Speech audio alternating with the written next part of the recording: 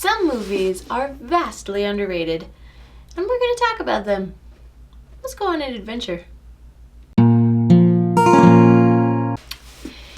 Hello and welcome to Capricious Conversations. Thank you for joining me today.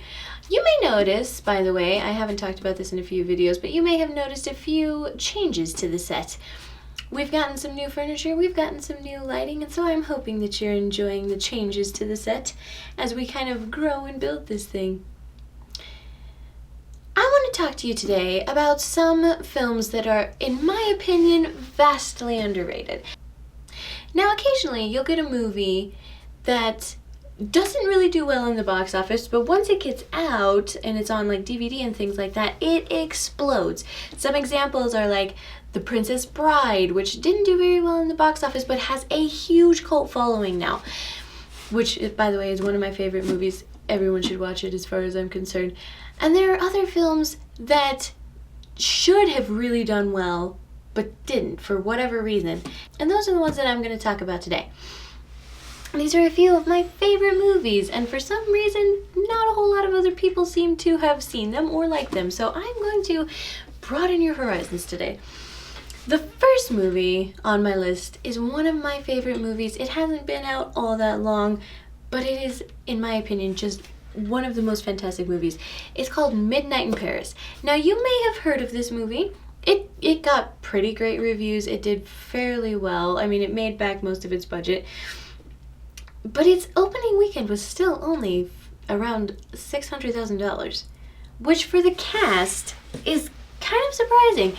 I mean, this movie had Owen Wilson, it had Adrian Brody, it had Kathy Bates in it, it had Marion Cotillard, it had Rachel McAdams, and Tom Hiddleston. I mean, it's just like the cast list, which is just fantastic, and everyone in it was so good. I'm like, and for some reason, it didn't really catch on. And I've talked to a lot of people, because this is one of my favorite movies.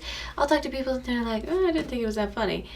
Now, I will preface this by saying there are a ton of art geek jokes in there and a ton of art geek references. And if you're not an art geek, it may be a little bit difficult to get some of those references. However, even if you are not an art geek, it is still, in my opinion, a very enjoyable flick. There are tons of jokes that are not art-centric, and some of the jokes kind of explain themselves. In any case, the acting is fantastic, the story is fantastic, and just the atmosphere of the movie, I mean, just, it's beautiful. It will make you fall in love with Paris and with the 1920s and all of that stuff. So, seriously, check it out, Midnight in Paris. Second on our list is an oldie but a goodie. This one came out back in the 90s, and it is called Mystery Men. Now, I understand that this film could be kind of polarizing. I mean, it is kind of weird. I'm going to throw that out there, just be real upfront about that. It's a little bit weird, and it's super duper 90s, but it is also a really great movie. It kind of, really before it was cool to do so, it was really playing on that superhero genre. It's basically Comic-Con in a movie, with people who actually sort of have powers. But if you're anything like me, and I'm so geeky it's not even funny, Comic-Con sounds amazing, and I'm so bummed that I haven't been to one yet. One day, San Diego Comic-Con, I'm getting there.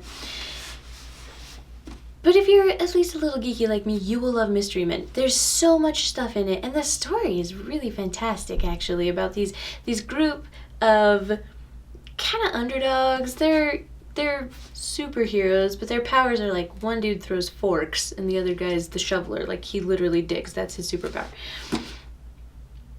And so they're the underdogs in all of this, and there's, you know, the really famous, really popular superhero, Captain Amazing, and they're the guys that nobody thinks about, that nobody talks about.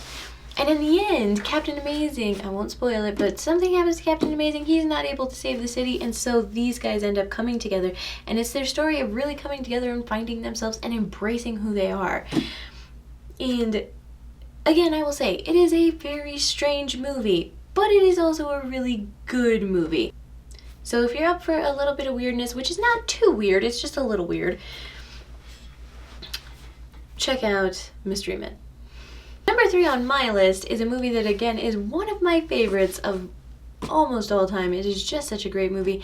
It's a 1995 film called Cutthroat Island. This film is fantastic. Apparently not a whole lot of people, other than my sister and I, seem to think that it was fantastic, but we really loved it. Chances are good you have not heard of this movie. I don't know why it was so poorly received. Their budget was an astonishing $98 million, and their gross was an equally astonishing $10 million. It really did poorly in the box office, which is surprising because there are lots of things that this movie has going for it. First is the actors in it. You've got Gina Davis, you've got Matthew Modine, you've got a whole list of people who really make this film great. And the other thing it has going for it is a super strong leading lady.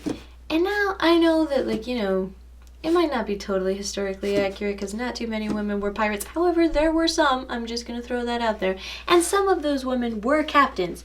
And so in this film, you have a super strong leading lady who is captain of her own ship and who ends up leading her crew to victory and achieving their goal. Which I won't spoil it for you. Don't worry, there's not too many spoilers in this film, in this video. But I will say that she really embodies that kind of whole feminist movement. And during the time when feminism was really high with, like, you know, Ally McBeal and all that stuff, I'm really surprised that this movie didn't do better. This movie did so poorly in the box office that they were actually afraid to make Pirates of the Caribbean because they kind of thought it was the pirate movie model that was what failed here. And I'm not sure why it failed because it is a really good movie. If you liked Pirates of the Caribbean, I almost guarantee that you will like this movie. So guys, let's bring it back, seriously. And my number 4 is a movie from my childhood. My parents brought me up on this movie and I love it. It is super cheesy, it's a little bit strange, but it is equally fantastic, and it is a 1992 film called Mom and Dad Save the World. This to me may have been kind of another kind of like another Princess Bride, except that it didn't actually get the cult following once it got into DVD. But it has a list, the list of people who are in it is fantastic. You've got Terry Carr and John Lovitz. You've got Wallace Shawn and Kathy Ireland. Eric Idle is in this movie. And Jeffrey Jones. And so this movie is full of great actors, great comedians, and it's so funny. The budget for this movie was $14 million, which is, I mean, it's respectable. And in 1992, it may have still been a little bit on the high side, but not bad, not outrageous. Unfortunately, the gross for this movie was only $2 million. And again, I say, I think this had the potential, with the story and the actors and the quality of movie that it is, to have been another Princess Bride. I think maybe it didn't because it's a little bit on the outlandish side, and so maybe people weren't really feeling that. But come on, guys, we have so many space movies and so many weird movies now, like weird movies now. I mean, we have a movie coming out that's based on World of Warcraft, guys. Mom and Dad Save the World is a fantastic movie. It's so full of heart and so full of love, and the moral of the story is really to love your family and your spouse. It's really fantastic. So seriously, it's a feel-good comedy that you will not regret watching. Check out Mom and Dad Save the World. And the last one on my list. This one has a special place in my heart because it is one that is super special to my sister and my brother and I. There are 3 movies, really, that are super special to my sister, brother, and I. Those are Clue. Don't know why, necessarily. The Three Amigos, and this one, Around the World in 80 Days. This is the Steve Coogan and Jackie Chan version, which Steve Coogan is hilarious, and Jackie Chan he's great. Like, you can't argue with Jackie Chan. He's so funny. And seems like a really genuinely nice guy. But anyway, Around the World in 80 Days. My sister and brother and I love this movie so much. We lived in Florida for a period of time, and we would go to the video store. Back when you had to go to a video store to watch movies, kids. We would go to the video store, and we were the only ones who rented this movie for like months and months. And so finally the people at the video store just gave us this movie because we were the only ones who ever rented it. And we loved it. It's full of adventure, it's full of travel, it's full of passion and seeing the world, and there's art in it, and it's so many things that I love encapsulated into one movie, coupled with a little bit of kung fu and a lot of comedy and a lot of heart, and you get Around the World in 80 Days. It's just such a fun watch. You should definitely get it on DVD though and watch the alternate opening because that's hilarious. This one didn't do terrible. Its budget was $110 million and its gross was only 72. So if you don't make back your budget, it's kind of a problem. And again, it really didn't pick up once it got onto DVD.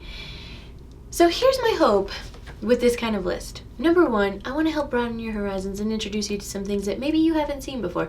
The other one though is I'm hoping that we can kind of share this and really pick these movies up. If we can help some of these become a Princess Bride, we should definitely do that because these are all really great movies. We all know The Princess Bride is one of the best movies ever made. But some of these movies on this list, like Midnight in Paris and Around the World in 80 Days, are equally good and should have just the same following.